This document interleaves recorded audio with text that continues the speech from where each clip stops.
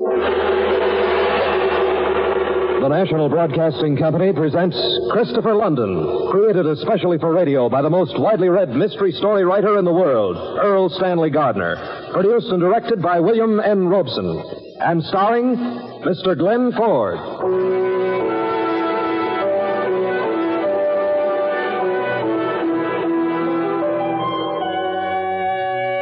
I am Christopher London, private investigator and sometimes student of the teachings of the Orient. In the faraway monastery of the Moon of Yesterday in the hills of western China, I learned many things. I like to think that one of them was tolerance, but I find it hard to be tolerant of greed and murder.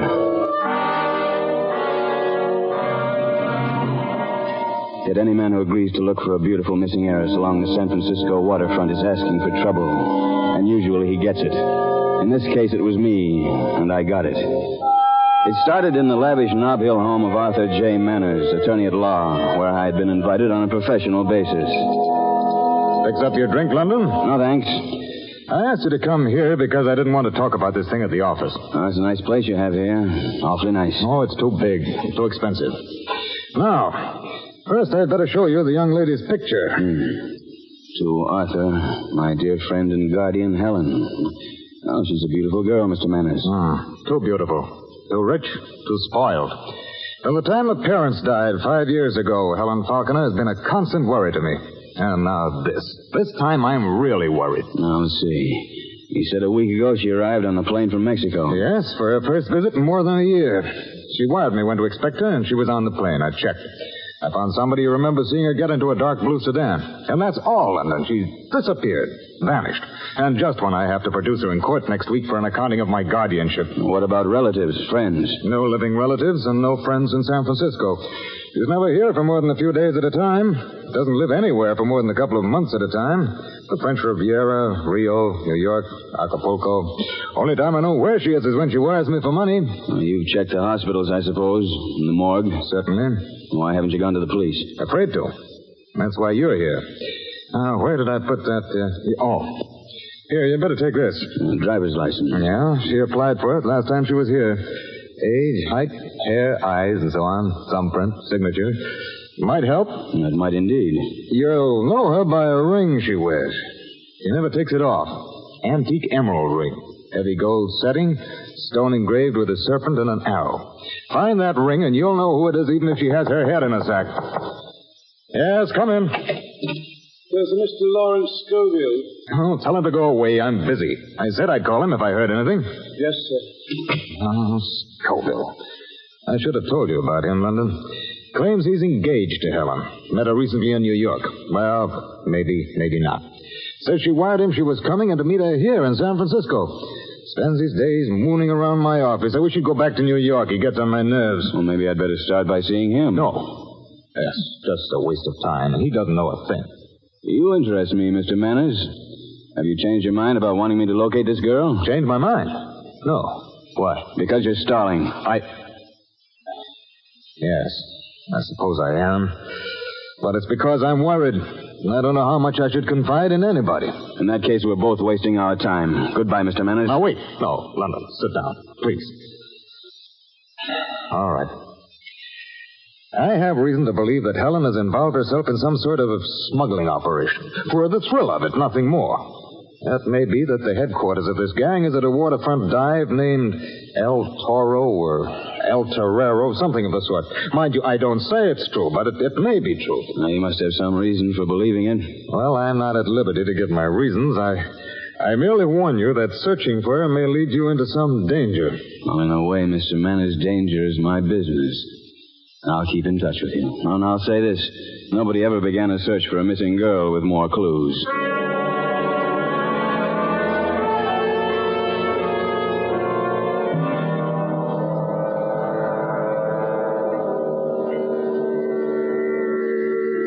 A waterfront dive named El Torero, or something of the sort.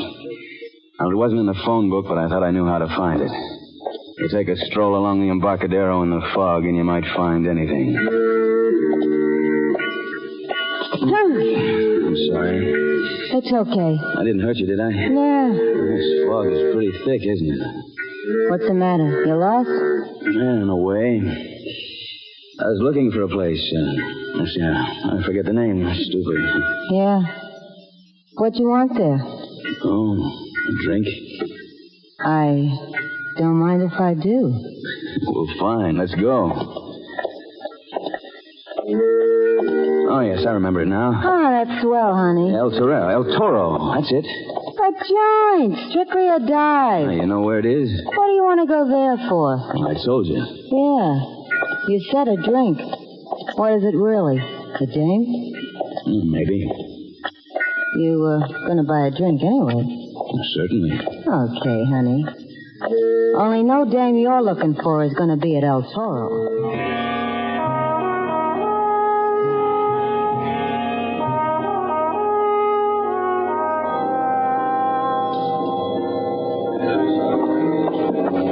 I'm going to sit at a table. Sure. How about right here? Huh? Yeah, okay. Yeah, I get a chair here. Hey. Now that I see you in the light, you know you ain't a bad-looking guy. What's your name? Smith? Yeah, Smith. I thought it was. I'm Babe. What'll it be, folks? Make mine a ginger bourbon. I think you can find an El Toro or its equivalent on any dockside in the world. The retreat of the Happy Companions in Hong Kong was another El Toro. And the sanctuary of the affectionate friends in Shanghai was another. El Toro.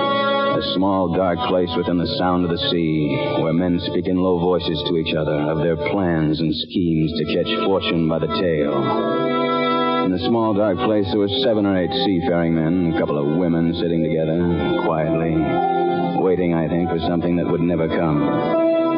There was a piano player, a bartender, and a waiter, and Babe and me. At another time, perhaps El Toro would have been raucous with the sounds of fighting and of laughter, but tonight it was brooding in the fog, waiting. Hey, Babe, I've been looking all over for you. You found me. Mr. Smith, this is Gus. Say hello to the man, Gus. Hello. Hello, Gus. Who asked you to sit down? My feet hurt. Just make port, Gus? Mary Maloney. Irish ship? Greek. How long you been gone, Gus? Oh, don't you remember? I should remember how long you've been gone. I never even seen you before. Babe, listen. Get lost. I'm busy. I went up to the room before I come looking for you. I brought a case of some kind of Greek stuff. Greeks don't drink. Oh, they don't, huh? What else did you bring? We're still married, ain't we? Who says we ain't? Yeah. I brought some perfume and stuff. Well, come on, then, you overgrown droop. Is it okay if I take a poke at Mr. Smith? Mr. Smith's a friend of mine. Oh, but Babe, I just got... Okay. Just one, though. Stand up, Mr. Smith. You're in the wrong port. It'll be a pleasure. Hey, Babe, where's my upper plate? Here, droop. Oh, that's lucky. Uneven crack. That's a nice left you got, Mr. Smith. No hard feelings. No, not at all. Then try my left.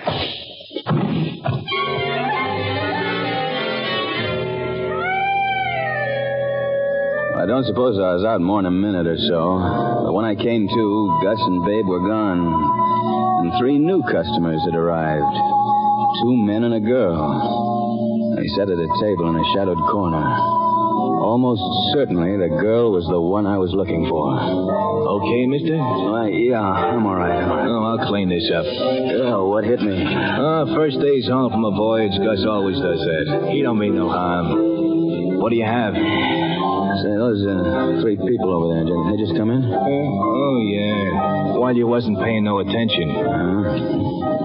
Here's a buck. I guess you must have dropped it. Thanks. You know them?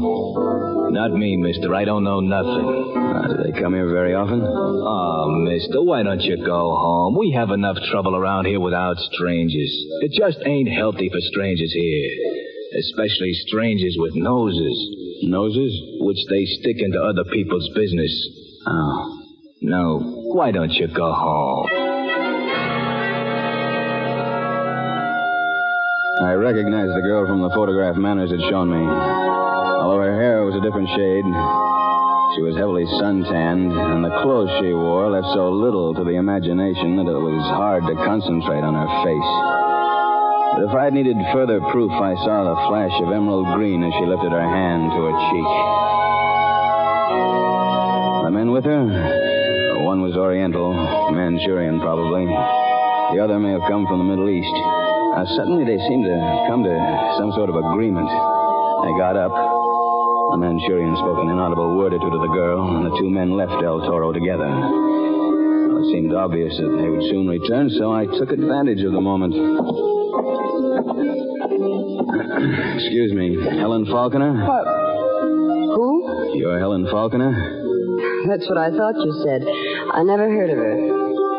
Have you got a minute? Sit down. Thanks. Now, you don't want to change your mind. About what? About being Helen Falconer. I told you I never heard that name before. What's this all about? You know, it's funny. I got an idea that I was intended to meet you here. You were intended to meet me here? Yeah. Or Helen Falconer. Oh, we're back to that again, huh? You know, I'm getting kind of tired of Helen... What's her name already? Did you really want to meet her? Yeah. You see, she was supposed to look exactly like you. Oh, you don't know her then? Well, a man showed me a picture. Arthur J. Manners, an attorney. And she looks like me? Exactly. How do you like the way she looks? Oh, I like it. Have you got a name? Yeah. Christopher London. Well, what difference does it make? Call me Helen if you want to. Helen... What's her name? Cigarette? Helen? Thanks. That's a good-looking case. Gold? Yeah, I guess so. It's shiny as a mirror. Here, take it back before it sticks to me. Thanks. Oh, here's a light. You know, I'm wondering about you. As a matter of fact, I'm wondering about me, too. What do you mean? Well, I'm wondering if I could get up right now and walk out of here. And forget me. Yeah, and forget you. Do you want to try? Not yet. Say, that's a beautiful ring. Is it an emerald? Oh, it's just some kind of green stone. Yeah, mind if I look at it? That's carved serpent and arrow. Oh, I imagine that's pretty valuable. Aren't you kind of taking a chance wearing it around a place like this? I usually wear it turned around with the stone on the other side, like this. Why not simply leave it at home, then? Oh, no.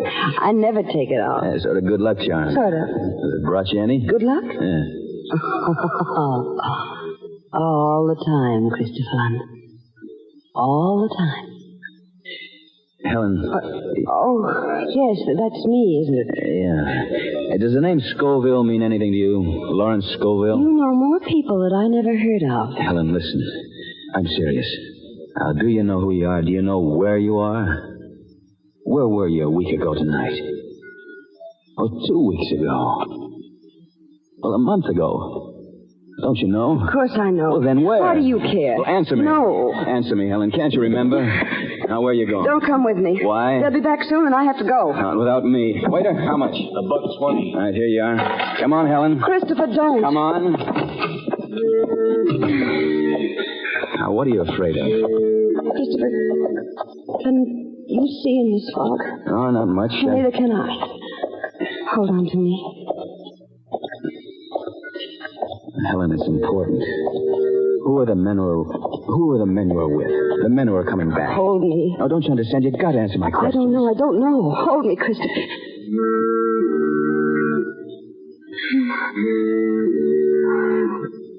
Christopher.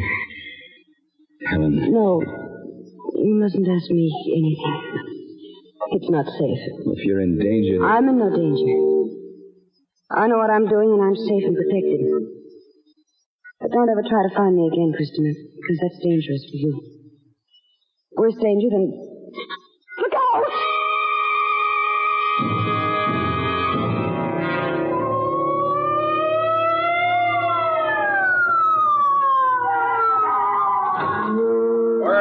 Over here, Inspector. Now, you, what's the date? What? The 5th. You know what city you're in? Oh, San Francisco. What's your name? What? Oh, Christopher London. I think he's okay, Inspector. He started coming to a minute ago. Yeah. Hello, London. Oh, Inspector Griffith. Ooh. It's too bad you weren't here a while ago. What happened? Well, I'll tell you, I was standing along here somewhere with my arms around one of the most beautiful women I ever saw. Very funny. You didn't see who hit you? No. Might have been a sailor from somewhere in the Middle East. Maybe a Manchurian. You kill me, London. What were you doing down here? Well, you wouldn't believe me if I told you. But I seem to have been robbed. You surprised? Yeah, let's see. My wallet's gone. Letters. Cards. Money. Oh, what do you know? I missed my cigarette case. You can sign a report in the morning. How do you feel?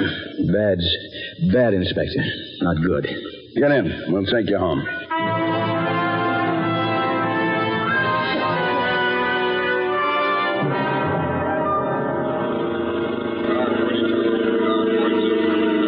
Want to stop at the receiving hospital? Oh, our song will take care of me. Oh, yeah, the Chinese boy of yours. Is he a doctor, too? Our song can do anything, and do it with quotations.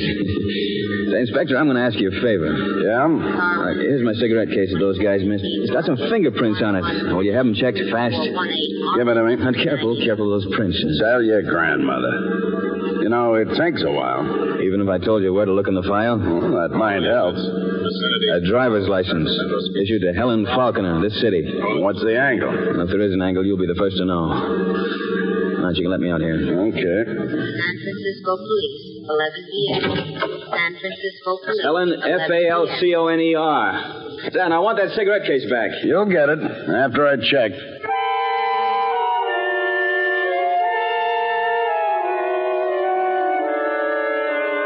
As I dragged myself up to my apartment, I hoped that our song would be waiting for me with tea and many ancient Chinese quotations. He was, but he was not alone. I had a visitor in a gray flannel suit and striped silk tie. Mr. London, I'm Larry Scoville. I wanted to talk to you about Helen Falconer, but the way you look, I guess it'll have to wait until tomorrow. That's all right. That's all right. My injuries aren't fatal. No, sit down. I'll be with you in a minute. All right. Come, Mr. London. I will make first aid. Yeah. Oh. This warm, damp cloth will soon erase the signs of violence, as the soft snow hides the scars of the gardener's toil. Are you still bleeding? There is no more blood now. May this helpless one inquire what happened? Oh, hand me the towel. Oh, here. Thanks. I don't know, Armstrong, but I got an idea that this is not the first nor the last blood that will be shed in this case. Here. Has Mr. Scoville been waiting long? Not long. Yeah, looks a little better. All right, I'll see what he wants. Oh, bring us something to drink, will you?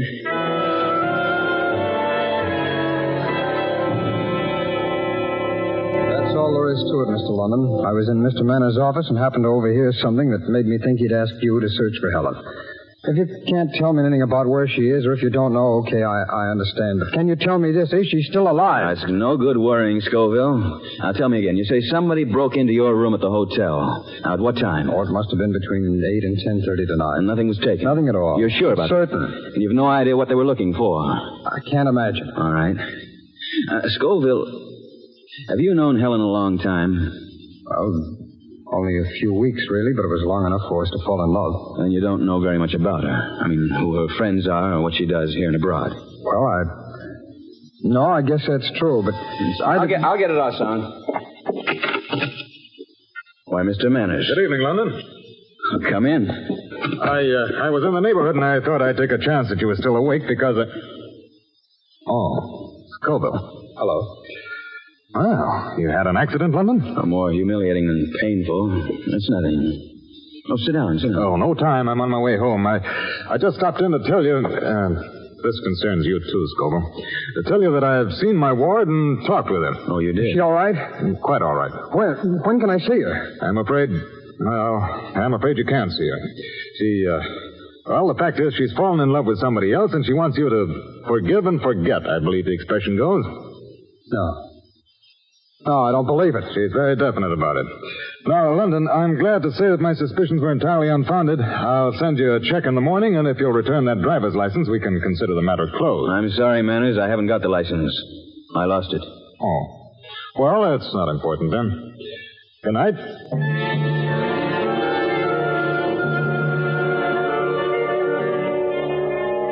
After Manners left, I got my hat and coat, in spite of Asang's protests. And then I had trouble with Scoville. You know something about Helen, don't you? You're going out to meet her now. Scoville, there's nothing I can tell you. I'm going with you. I don't believe Manners. I don't believe she'd do that. Oh, it'll be all right, Scoville. We'll talk about it tomorrow. You go back to your hotel, and I'll call you there in the morning. But, London, Asang! Mr. London, it is not for the trembling lamb to give counsel to the lion, but... Sure. You don't want me to go out, huh? In the night, the tender rice plants sleep. Yeah. And sleeping grow. Look, I know. I'm taking the car, Asang. If anybody calls, you don't know when I'll be back.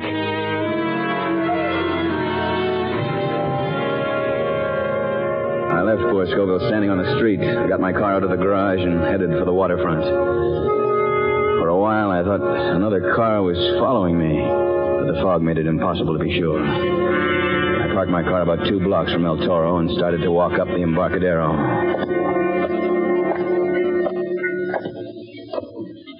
I thought I heard steps behind me, but when I halted, they halted too. Then when I started again, they started.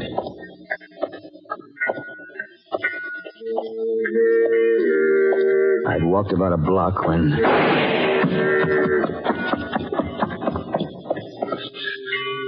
Scoville.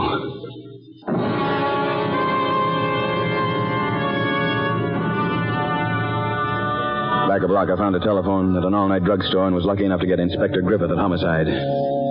Okay, London, I've got it all. Go back and wait till we get there. Now, just a second. Did you find out anything about those fingerprints? Yeah, I'll bring the cigarette case with me. Well, did the prints match? Yeah, they match. I thought they would. So what? So now you know who some dame is named Helen Faulkner.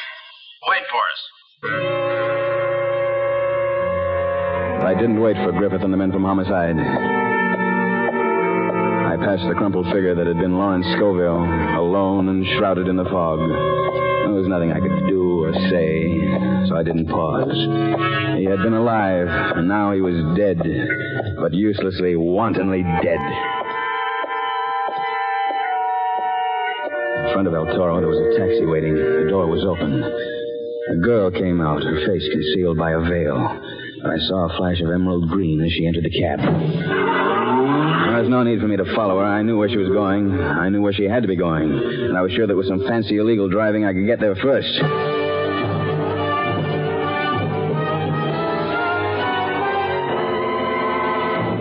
I parked my car in the shadows. Her taxi pulled up not more than a minute later. I followed her up the gravel walk as quietly as I could and stood behind her as she knocked on the door. Yes? Arthur, what happened? I'm right behind you. Well, shall we go in? Oh, what is this? Did you come here together? Close the door, Manners. This is no time for jealous quarrels. Well, now, what is this, London? What do you want? I want to make amends for the death of a young man who died because I unconsciously led him to his murderer.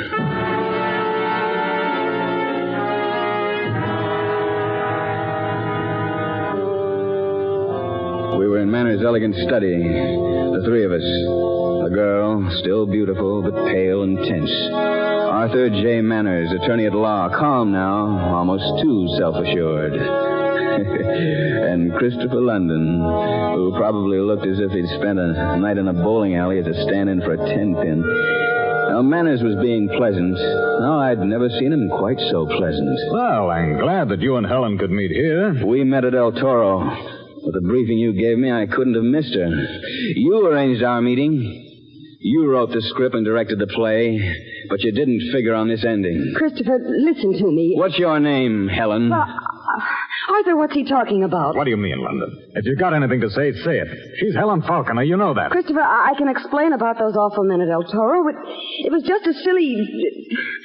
I don't know. I get into things like that. Oh, you fools. Don't you see how transparent you've been? How clear as glass? Get out of here. Get out. Manners, sit down. That's better. Now, let's talk. Helen Faulkner was your ward. You managed her estate. She was out of the country most of the time, and your expenses were heavy. A house like this costs a lot to buy and to live in. And a girl like this runs into money, too. I think you've been taking Helen Faulkner's money for a long time. So at last she became suspicious and decided to fly up from Mexico for an accounting. Well, that's true, Christopher, but I was wrong. Oh, very wrong. Now, wait. Apparently you've got the absurd idea that this girl is not Helen Faulkner. Well, would a fingerprint prove it to you? Not on a driver's license, nor a cigarette case. You know, it was a smart idea having your girlfriend apply for a license under the name of Helen Faulkner. But it only proves the murder was well planned and long premeditated. You, whatever your name is. Christopher, please. That's your ring on your finger? You wear it constantly? You never take it off? You both told me that. Then why isn't the skin underneath the ring white? Why is it as suntanned as the rest of your hand? Don't try it, Manners, don't. Christopher. No, don't worry. I think he'll live long enough to die as the state directs. I just did what he told me. I didn't know why. You believe me? Don't you, Christopher? Sure, I believe you. And I'll bet the jury will, too. I'll bet they won't give you more than 10 years.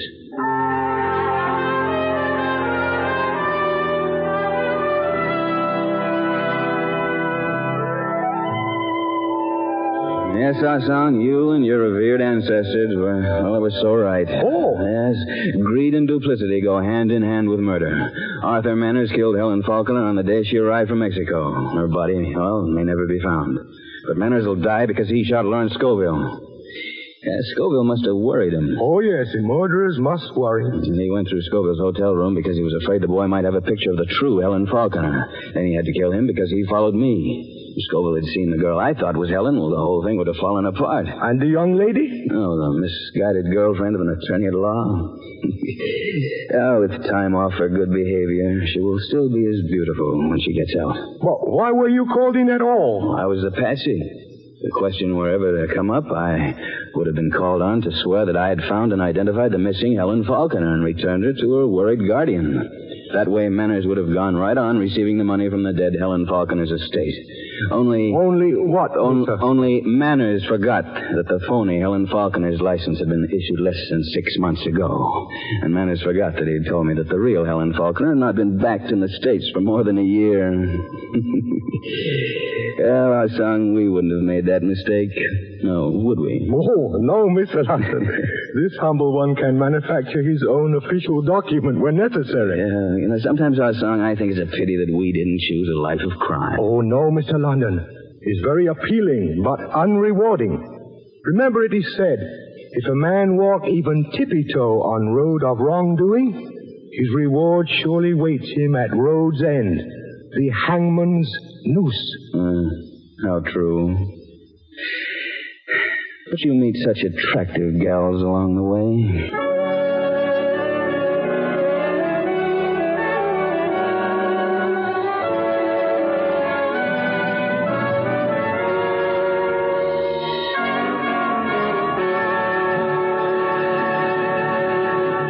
That was Christopher London, starring Glenn Ford, and created especially for radio by the world's most widely read mystery story writer, Earl Stanley Gardner. Christopher London is produced and directed by William N. Robeson, and was tonight written by Mindred Lord, with music composed and conducted by Lynn Murray. Mr. Ford's supporting company included Joan Banks as the phony Helen Faulkner, Ben Wright as Arthur Manners, Charlie Lung as Arsong, Florence Hallop, Ted DeCorsia, Peter Leeds, Will Wright, and Stacey Harris. Be with us again next week when Christopher London returns.